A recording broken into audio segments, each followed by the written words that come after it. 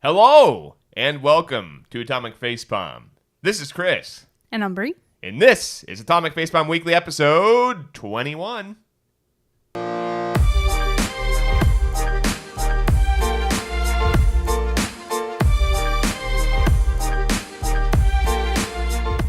Can I get a smoke, Brie? Apologies in advance for Albert. Apologies in advance for microphone. Hi, everybody. Thanks for tuning in. We have microphones, and they're awkward. And they're big. They're so big. Look at these. It's like we're in a professional studio. Except for we're not. We're at a kitchen table with weird stools we got at Big Lots and these really kind of oversized microphones. Wow. That I'm still getting used to. I got to lean into it. And I don't. We're the big time now. We've got the microphones. We have the talent. But what we don't have is the talent on this end. So thanks, everybody, for tuning in. If you'd like to leave a comment, as always, you can do that below. And you can always hit subscribe.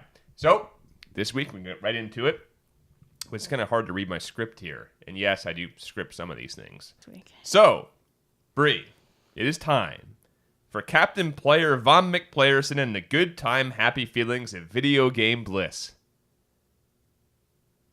Are you asking what games I played this week? Yep, sure am. So again, it's just been a bunch of house guests and summer. We got your daughters here. My dad was here. My mom was here. It's just been a parade of people, and I have not played anything except for VR and Warhammer 40K, and I feel like that's super boring, and no one wants to hear about VR games anymore. Or Warhammer 40K. So you throw it in the towel? I'm throwing in the towel. I've quit. Okay. No. I would like to talk about a specific game, and as it happens, it is VR. However, I think this one is unique. It's called A Mage's Tale. It is by In Exile, and it's raining out again.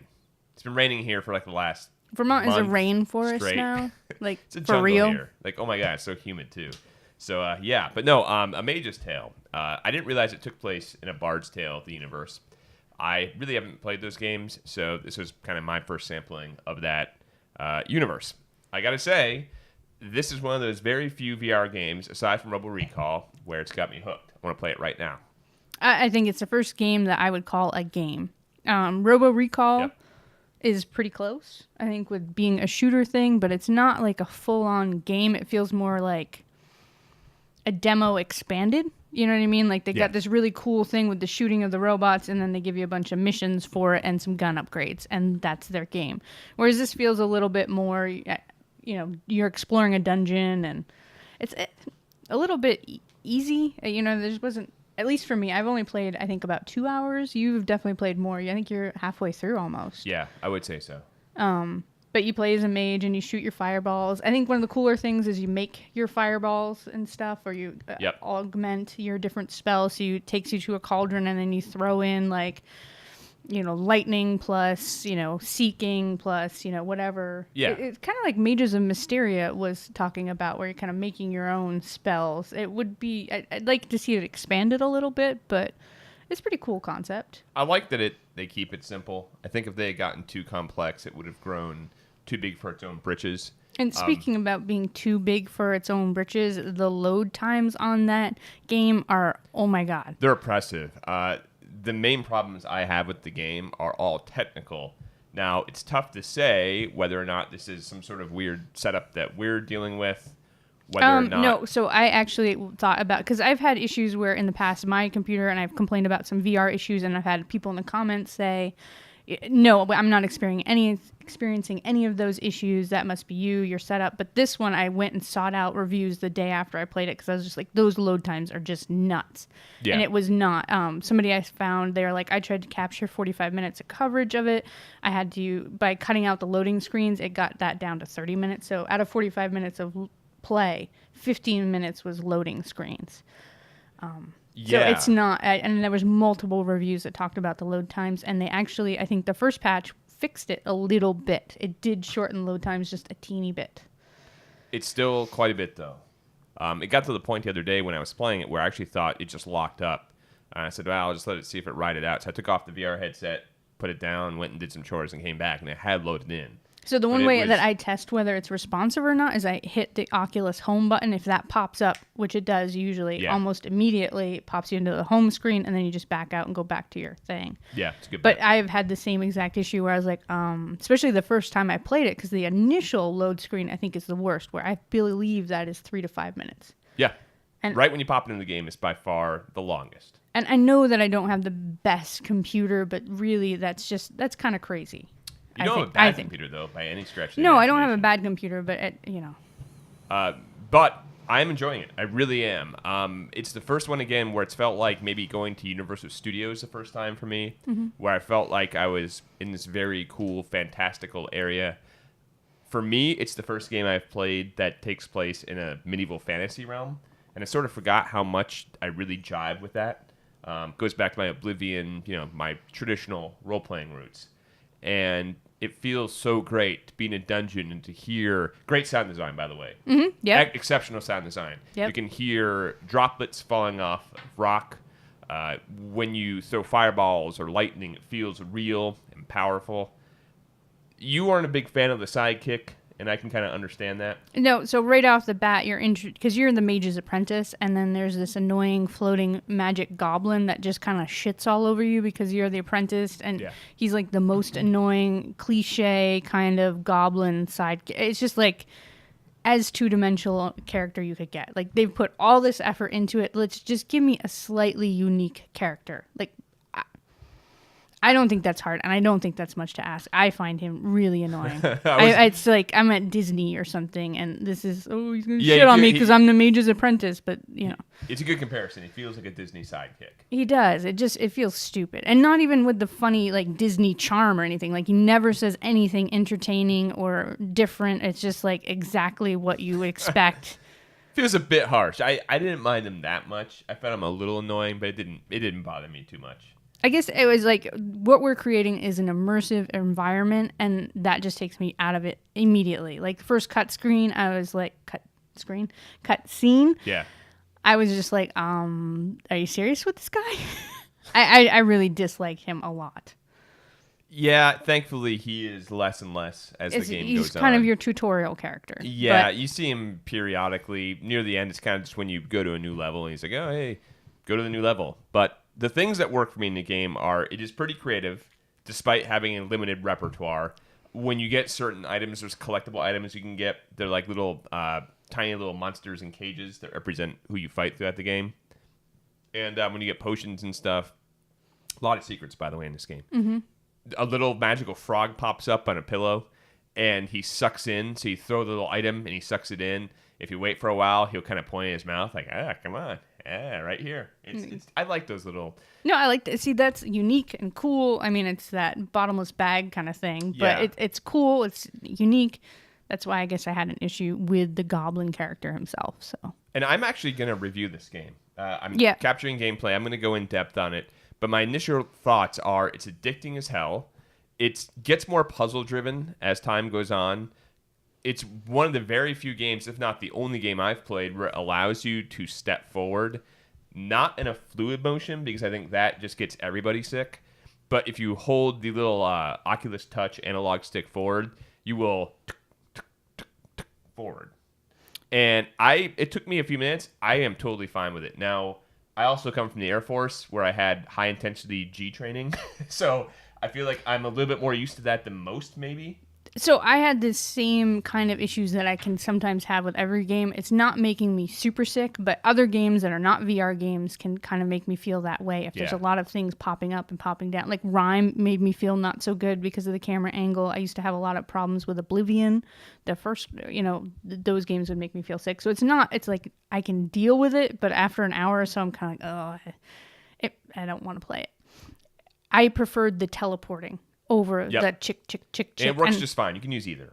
Yeah, so you can use teleport to get anywhere, and you can always turn your camera so you can left face, right face, whatever, and then chicking forward, which would work for a little thing. Like if I needed to go forward one step to get to a chest or whatever, that was fine with me. But yeah, it's weird. I haven't seen that many reviews. The reviews I have seen were a little negative for a lot of the reasons you mentioned. Someone mentioned, I think, on Destructoid that it was gimmicky in the way it presents itself. I would respectfully disagree with that. I like how to exit or to do things. You just grab a certain potion and drink it. There's parts where you get a crystal ball and you literally hold it up to your face and it reveals hidden glyphs on the wall and you move it. I like that. I like how it relies on the environment. You can carry torches around. There's parts where you can find a sword or a mace, and if you're willing to actually carry it, you can't store it. If you're willing to carry it, you can do melee. I like that they give you that option. I enjoy the type of puzzles. There's some that are traditional where you're just trying to match ruins and stuff, but there are some where it took me 15 to 20 minutes to figure out. And they're optional. In so many secret areas, it's really cool. I found some going back. One of them, for example, you have to grab a random pickaxe and bash away at a wall, and that reveals some stuff. The little fairy comes down. I'm having a blast in it. I really am. This is one of the very few VR games that really has just taken me. And I understand the criticisms. I think they're valid. But this, like you were saying, it feels like a real VR game. I guess, to me, any of my criticisms get a pass because it's one of the first games that's really attempting to be a game. It's right out front on this kind of thing. Like, a lot of people are doing tech demos or they're arcadey kind of games where this is trying to give you a full 10-hour experience. And so I'm okay. This is like the front lines of VR games. And I got some complaints about it just as a game, but it's fun. It was totally different than anything else, and we've downloaded tons of VR games and tried all kinds of stupid crap, and this is the first time I was like, okay, I can see where we can go with this stuff. Again, so it was interesting. When we have friends or family over, the first thing I want to show them after they're used to it is Robo Recall, right? This would be up there now. This would be like, hey, try it out. This is kind of cool. So for me so far, definitely one of my favorite VR games, my limited palette. I'm still going to, my go-tos are, the arcadey games that I feel like I can just replay and replay. Yeah. With this game, the load times actually cut down on me wanting to play. Yeah, do I want to stand there for 3 minutes and load into this game if I'm only going to play for 20? So that would be probably my biggest complaint is the load times. Second to is the little stupid fucking whatever it is. I'm telling you, after like a little while, he goes away. No, he's there. He's there a little bit in the background. But. He's there. So yeah, more VR games. Other than that, a spattering of rhyme for me. But I don't know. I got to a point in that game where just like, I was in love with it, and then you just dropped off. Yeah, I actually want to take a moment to kind of talk about some games that are coming up because it's been a kind of a dry spell for PC games for at least the ones that I'm interested in. There was a few that came out that I was kind of whatever, but Pyre is coming out, I think, next week, as is Fortnite. Yes. Both on the same day. Pyre looks amazing. We played that at PAX East. I'm in love with that game. I can't wait to play more of that. Fortnite looks interesting. We'll see. I've done a lot of research, especially today, on Fortnite for a separate publication I'm writing an article for, and Fortnite looks good. Now, I didn't know much about it. You mentioned it when we were talking about E3, and I didn't put together that it was this game. For some reason, I thought, I get my game names and my concepts mixed up. I'm like game dyslexic for some reason. But Fortnite looks good. It's going into early access, though, not full release. The idea is they're going to do a paid for early access with multiple tiers, and then their goal, this is Epic Games, by the way, which is a strange move for them. They usually do like the macho shooters. They did do Paragon, so they're branching out. So in 2018, their aim is to go free to play. Oh, so now I'm a little less interested. Really? Yeah, I don't really. I think the early access thing makes sense if you're a super fan of a game, sure, whatever. But there's so many games that are here and out for real that I'm not going to waste that much time with an early access game. I feel like we did that with Pit People, and I was thinking early access meant like it's going to come out in like 4 months. Yeah. 6 months later, and I haven't heard crap. Astroneer was this big thing around Christmas time. Everybody's, it's early access, and I haven't heard a thing. So I'm kind of a little burnt on the early access thing. I get why they're doing it, and that's great if you're a super fan, but no. We should change it to like primordial access, because these really are like they're infancy games, and early access are not fucking around. It's like you're in it from the infancy and going forward. But I respect at least the Epic Games is saying, here is our plan, here's our outline. They're being very transparent, and they actually were very cool about saying, if it's not your thing, that's totally fine. They're very transparent about saying that's everybody that's doing an early access game. That's my actual interest in the early access game disappears.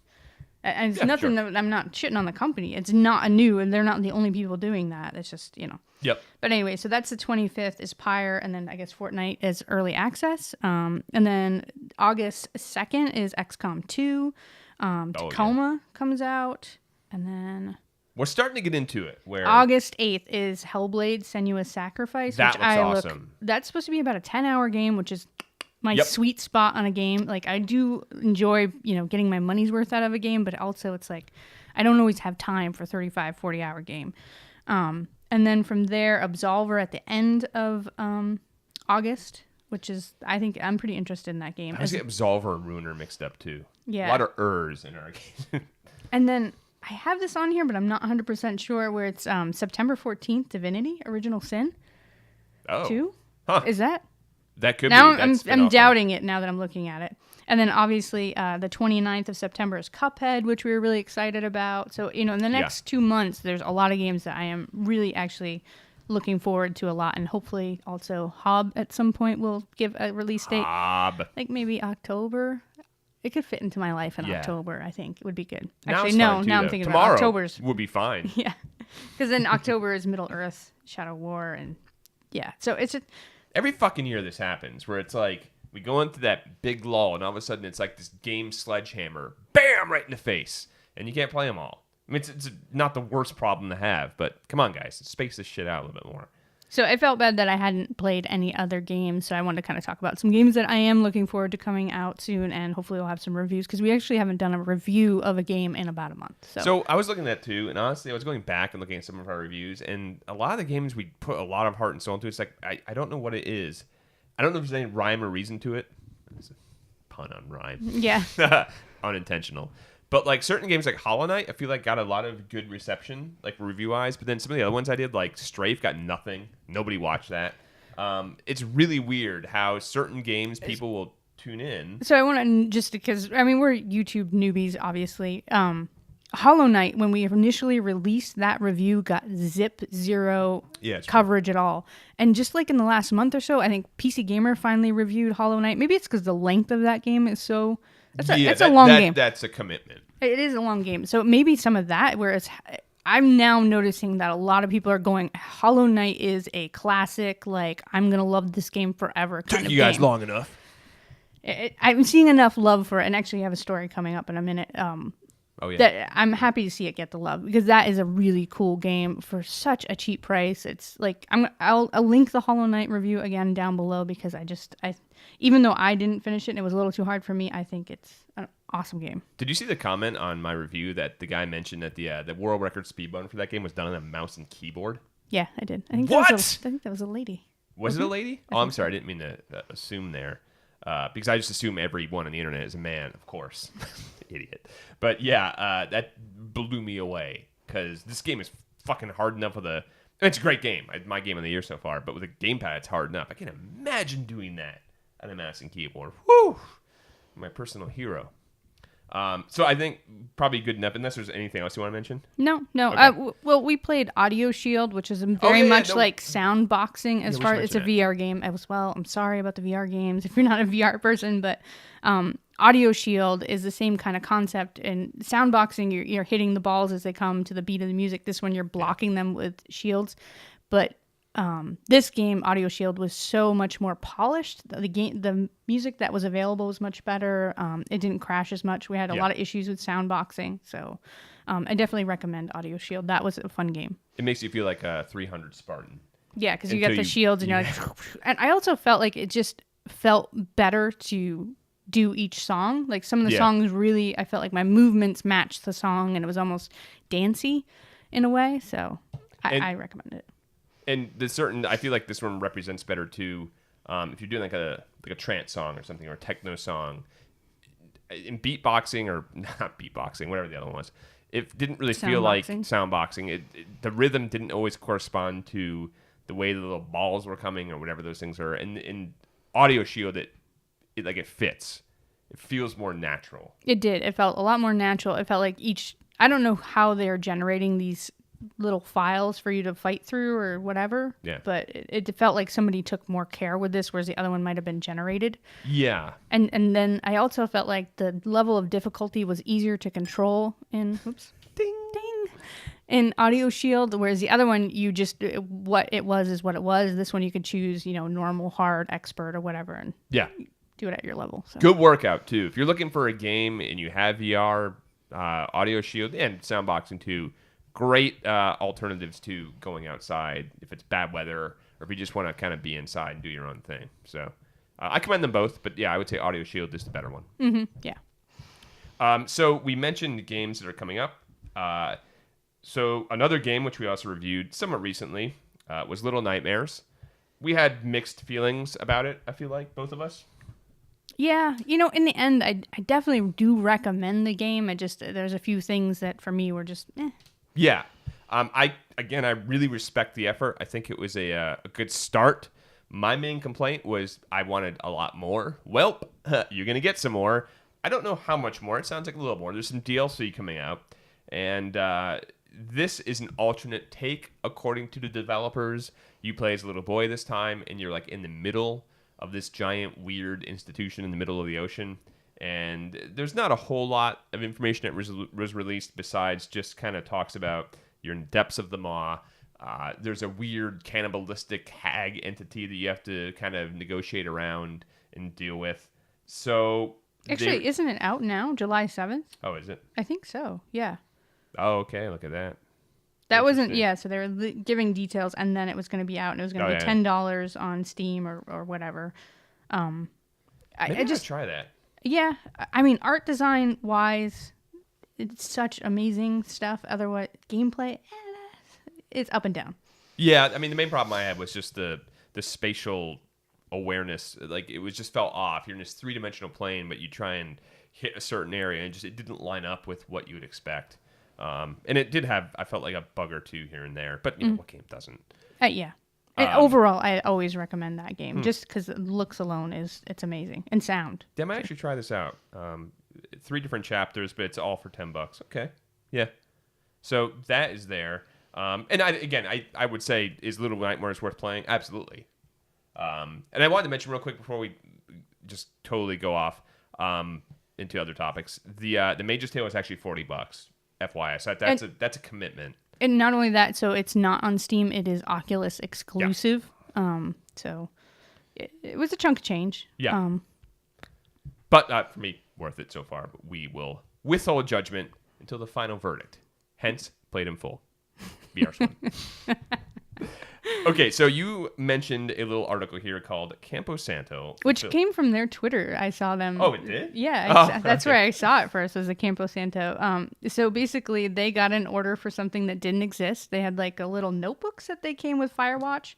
So Campo Santo made Firewatch, and then they had these little notebooks, Crime by the Numbers notebooks available. Yeah. And they kind of had like fake ads in the back for different books or whatever, and somebody actually sent one of those in, and so then they spent a long time actually making the book for that so that they could deliver it to this guy Ryan, who did not give his last name, just his first name. Yeah. So I think this just shows what a cool company they are. I'll link down below so you can actually see the book at the end. Love at first sight like campsite. I remember seeing something like that in the game. I don't know if it was the exact same one or not, but it was in Firewatch somewhere. Yeah, so it's just awesome. That's the links that they go to just big, huge thumbs up to Campo Santo. Yeah, Campo Santo is a pretty cool developer. Chris Remo, good dude. And I actually meant to review that game. It was going to be one of the first games that we ever reviewed for Tom at Facepalm, and I kind of forgot about it, which is a shame because not Overwatch. See? This is game dyslexia. So many watch things. Firewatch. It was a great game, too. So, yeah. I guess the Overwatch faux pas could work as an awkward transition here to our Doomfist mention. I don't know how much I can talk about this besides watching the little Doomfist release trailer, and it just made me want an Overwatch anime show, like a weekly 30-minute Overwatch show. Because like, unlike every other hero reveal, this one was an actual anime, not computer generated. Mm-hmm. And we watched it, and he punches a lot of guys. and girls. But I really don't. I have been so out of the loop on Overwatch that I can't comment much about it. It's just amazing to me how much, Overwatch is not about character or story, but they just build this whole entire world outside of the game about these characters. And it's amazing how much that captures the interest of the internet and kids. Like, my kids don't even play Overwatch, but they love the characters. It's strange. Yeah. Not since Team Fortress 2 have I seen a game like this kind of really evolve into something more than just a game. Because when Team Fortress 2 came out, it was a lot like that too, where every PAX you went to and every GDC, it was just there's always some Team Fortress 2 cosplay or a mention of it, someone would reference it, and Overwatch is a lot like that. They have the strongest social presence ever. So again, you're gonna go to a convention, or you're gonna go on a news site. Overwatch is gonna be there somewhere. Yeah, and you're going to see, if you go to a convention, 100 Mercies, a bunch of Reapers, a ton of Soldier 76. It's just kind of cool to see that. Unfortunately, it's one of those games that requires lots and lots and lots of play if you want to be good at it. And it's just time I don't have. And again, we're doing what we do. Got to play different stuff. So, nope. Apparently, all we play is VR, though. So. Well, yeah. I don't like it.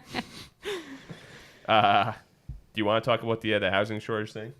I didn't really get into it. It was just the headline caught me. I did not get a chance to go through this, but apparently in Final Fantasy 14 or whatever, players have bought up so many homes that there's a housing shortage in this online world, which I think is just hilarious. Yeah, third world problems inside a video game. So when I read the article, the gist I got was there's two specific players who went and Donald Trumped all the real estate in the game, which apparently is quite limited. Yeah, what I don't understand, so they say that they bought up 28 homes. Is there only 28 homes? That sounds like the problem there. Yeah, I guess it's really hard or expensive in real life to buy properties. I presume there's some sort of online currency. It didn't really mention that too much.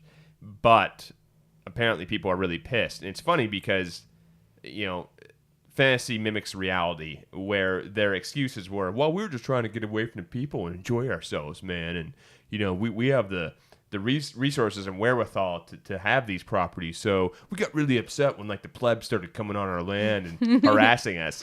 They did not say that. They did say that. Really? They didn't say plebs, but they said, yes, we were really upset when people started coming and harassing us on our private property. Yeah, it was pure capitalism inserted into, which would make sense in a game like EVE Online or something, but it felt kind of out of place with this game.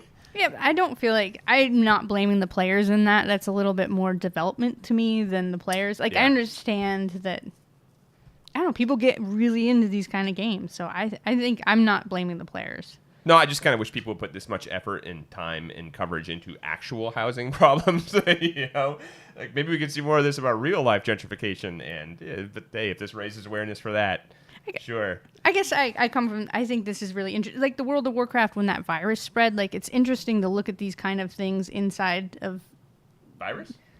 Yeah, there was this thing where you'd go to a certain boss and you would, if you had your pet out, the virus would get onto your pet, and then you'd put your pet away and you go into town and then you pull your pet out, and then it starts spreading to little low-life characters. I actually had to shut the server down at one point because the virus spread too much throughout the town because they brought it back to town, and it just people were just at the auction house. There's bodies dead everywhere. I just think it's interesting that developers don't always think about the consequences, and then somebody kind of takes the game and does their own thing and breaks it in a way that's, I think, is interesting to look at. Yeah. And so that kind of fits into that same thing. This was definitely pretty amusing, though. I mean, I'm sure it was annoying to be trolled and to have people like, what the fuck are you doing taking our land? And they wouldn't leave, and they had to get admins involved. But, come on. It's a game, and you're going to have to kind of deal with that if you're buying all the property, I feel like. I'm sure eventually they'll hire their own private police force, just like real life, and they'll, keep the plebs out. That's my opinion on the matter. I think we have different opinions here a little bit. But no, it's just kind of cool that there's a game that's actually kind of opening itself up to allow this to happen, aside from a game like EVE Online where you would expect something like that. Yeah, I think that's another thing where EVE Online, which I've never played, but just looking at how players use that game to do different things, accomplish things that the developers didn't even think of, like that. Yeah. I don't know, there's got to be a word for it, where emergent gameplay, I don't know what you call it, but sure. It's interesting to me, and so I think it's cool. Yeah. And I don't think that they should get shit all over for it. It's, You know, that's what happens. The game comes out, no one really tested it. They get to kind of break it, and someone goes and fixes it. So you don't think there should be a redistribution of wealth inside this game? No, I mean, obviously they're going to fix the game because they don't want to piss off all their players. But I don't think these guys should be in trouble. I don't think they're assholes. Maybe they are assholes. I think it'll be really cool to actually see this to the point where like the citizens revolt and they actually lead like a raid on like their compounds. That would actually be really cool, and to see what happens. You know, have like a little war. Again, emerging gameplay. I think that's really cool and interesting, and so. We mentioned Hollow Knight before, and I think I'd like to mention it again. So Tom Marks from PC Gamer apparently was playing this game quite a bit, so good on you, Tom, because Hollow Knight is awesome, and I want to share the Hollow Knight love. And he made a really cool exploration GIF via Photoshop, where he went around, and as he was exploring the game, he made it so that in real time now, you can see his exploration and where he went, like all his progress and the little notes he made. So every time he finished playing, he took a screenshot of the in-game map and what he had explored, and then he'd make little notes, like maybe I need to come back here for this with this certain power with the super jump, or maybe I need to have a double jump to go over here. And so he kept marking up the map, and then he eventually created that GIF of it. And I think that's like, not only is it really cool to see, and it is spoilery if you're going to play Hollow Knight, I guess, a little bit, but I think it's kind of okay to look at that GIF, and I'm definitely linking this one below. It just is a different way to play the game that I think is really interesting. It made me want to do that with Hollow Knight, like experiencing it that way. Because it definitely is one of those maps, where it's so giant and so immersive. You'd get to a point and be like, oh, I need to go over here, but I can't, and I'd try to remember why, and then I'd go back over there and die, and then this probably would have been much easier for me to play if I'd kept notes like that. And I will say it's spoilery, but for someone who had to rely on people making the map, because sometimes I couldn't get past a certain section. So this is one of those games like Darkest Dungeon where I needed a guide to a certain degree to get through it. You don't remember half this shit. Like, you'll look at something like this, you get in the game, like, I have no idea what I just looked at. So you would have to reference it back and forth constantly to really spoil stuff. Yeah, because I played, like, when I first played Hollow Knight, I played for, like, a good 6 hours straight, and then I was like, oh, that's cool. I got probably, on my way to beating this game. And then I, like, went online and looked at the full map, like, saw somebody's actual printout of the map, and was, like, so devastated. That wasn't even complete, by the way. And it wasn't complete. I know it wasn't complete, because that was right after it released. And then I remember going back in the game, and I explored some more, and then looked at a map, and it had gotten bigger by then because people had explored some more, and I felt a little disappointed, but I definitely never remembered everything. I knew that, So I think it's worth looking at that GIF just to see how big this world is if you haven't played Hollow Knight. And I think it's a cool way to play the game. It's really cool. I would say very, very good idea. A little frustrated I didn't come up with that. I don't know if I have the Photoshop skill to do it anyway. But one, Evan, give Tom a raise. That's like a fantastic thing. It spreads really cool awareness for Hollow Knight, which I think is important. Which is apparently the theme of the day. Yeah, here. it should be the theme of the year, honestly. Because it's like Preacher. It's like I want people to get out and experience this. And even if you're maybe not necessarily with that genre, play it, man. It's just awesome. Even though I didn't finish the game, and I'd like to go back. Actually, as soon as I saw this animated GIF, I was like, oh my God, I want to actually spend some time and go through this game. I had the most, it felt like a real-life relationship with that game, where it was like there were parts where I just wanted to, like, oh my God, what are you doing to me? And there are parts of just utter elation. It was an amazing trip. And Bree can tell you, I had to be dragged away from it. What did I have? I think I had 95% completion on it. So it might have been higher. It might have been 97%. Yeah, I think so. Because I played through Nier Automata, I think, in the time that you were playing Hollow Knight. So yeah. And I actually think Dangerously there's DLC available. And I don't even think you need to beat this game. Like, it's such a cheap price that even if you only get 15 hours of it and then you hit your head against a wall and you walk away, it's still good enough. Best soundtrack this year, too. Maybe comparable to Nier Automata, depending on how you're looking at it. I'm sorry. No? Nier, it just isn't a whole nother level of... No. It's good soundtrack. Not best. You can already see our Game of the Year discussion happening, basically, and this is our early access to our Game of the Year discussion, and this is it's going to be between Nier and Hollow Knight, unless something just totally Hob could be the wild card there. Hob, I think that I'm really going to enjoy Senua's Sacrifice. Hellblade looks really good. That seems like a perfect bite-sized kind of game for me. And I say it again and again, but Resident Evil 7 has to be in discussion for me. It was that good. Also had a great song at the end of it. Anywho, that's going to do it for us this week. I hope you enjoyed our newfangled microphones. We sure didn't. No, I did. They just take to get used to it. Like, we had our whole thing before, but the problem was those little lapel mics, man, they're so touchy. And if your hair hits it, or if they move a little bit, it makes noise. I think those are better for, like, if you're standing up or at a convention or something. Or you have this certain kind of shirt, which I never seem to wear the right kind of shirt with a collar collar, and and all the way it's up. like stiff, and then I'd hold it. 'Cause every single week I would go and I'd be like, oh, that was great. And then I'd get into editing and I'm like, oh my God, my hair hit the mic 100 times. And I just feel bad for people that are listening to it on the podcast because it just is like out of nowhere. It's like just grumpling some tinfoil here into the microphone. So this was our attempt at something else. Yeah. They are a lot bigger than I thought they would be. It's a different thing. So hopefully it works out. Hopefully it sounds good. Yeah. So yeah, we're committed. If you do like all of that, you know what you could do, Bree. You could always subscribe to our channel below, or you could leave a comment talking about these things. That would be fantastic. Or follow us on Twitter and all that too. Jazz and yeah, and be a part of the Atomic Facepalm machine. Anywho, this is Chris. This is Bree. Until next time, good luck. Have fun.